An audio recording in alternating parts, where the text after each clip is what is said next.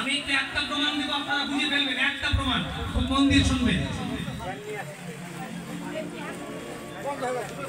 যুধিষ্ঠির মহারাজ যজ্ঞ করছিলেন, কৃষ্ণকে বললেন আমি যজ্ঞ করবো, বলে করো, বৈষ্ণব সেবা দেবো। দাও, বৈষ্ণব সেবা চলছে, যজ্ঞ চলছে।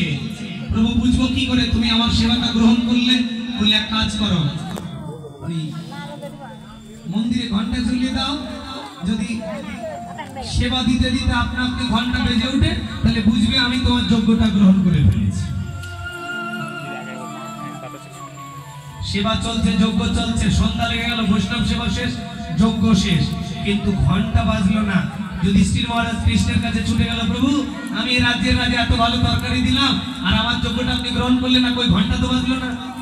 যুধিষ্ঠিরকে বলেছিল তোমার দুটো ভুল হয়েছে, এক তুমি অহংকার মন নিয়ে যজ্ঞ করেছো, আর দুই তুমি অযোগ্যকে যোগ্য আসন দিয়েছো। যারা যোগ্য তাদেরকে তুমি নিমন্ত্রণই করোনি। এখানে আসেন, এই জায়গায় আসেন, শেষ কথাটা শুনবেন বাবাজির একটু। যারা অযোগ্য তাদেরকে যোগ্য আসন দিয়েছো,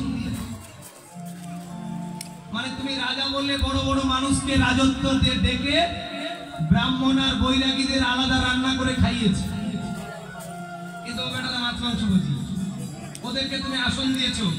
অযোগ্যকে যোগ্য আসন দিয়েছো, কিন্তু ভক্ত রোহিদাসের মতো পরম বৈষ্ণব, যিনি এক গ্লাস জল আমাকে না দিয়ে খায় না, এমন বৈষ্ণব তোমার যজ্ঞে আসেনি, তাই তোমার যজ্ঞে আমি যাব না, তোমার যজ্ঞ গ্রহণও করব না।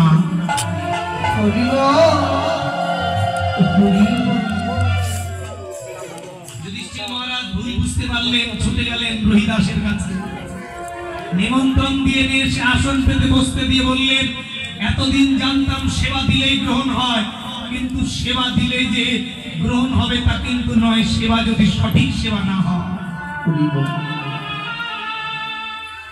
সেবায় যদি অপরাধ হয়ে যায় তাহলে যজ্ঞ ধ্বংস হয়ে যাবে। অযোগ্যকে যোগ্য আসন দেয় একটা পাপ। এই জন্য গুরুদেবের সঙ্গে সব ভক্তকে বসতে নেই। নরোত্তম দাস ঠাকুর মহাশয়ের জীবনী পড়ে দেখুন, উনি যখন বৃন্দাবনে দীক্ষা পায়নি, গুরুদেব একদিন ডাকছে, আয় বস, খেয়ে নেই, পরে দীক্ষা দেবো। বলে না প্রভু, আপনার পাশে বসার যোগ্যতা আমার নেই, আমার তো এখনো দেহ শুদ্ধি হয়নি।